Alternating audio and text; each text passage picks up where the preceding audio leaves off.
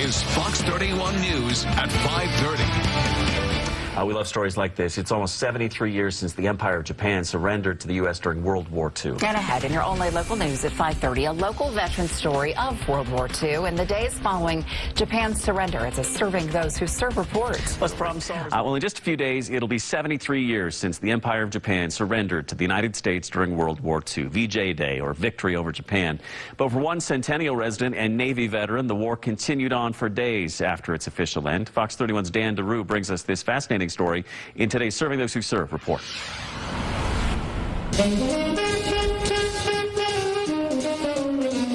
September 2nd, 1945, hostilities against the Empire of Japan had officially ceased.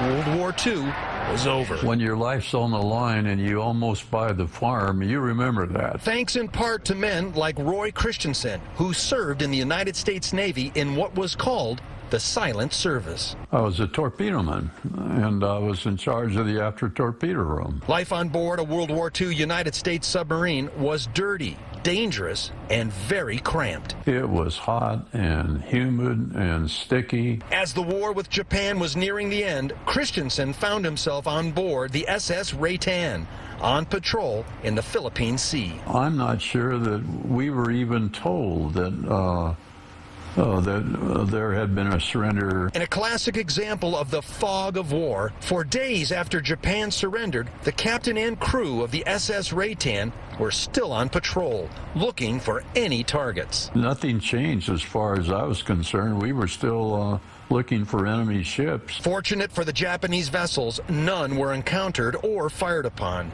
Shortly after, the news of victory over Japan reached the Raitan. Finally, Roy Christensen's war was over. Our whole #1 feeling was, well, we're going to get to go home now. Now in his 90s, looking back, Christensen says he will always remember and hopes future generations will never forget.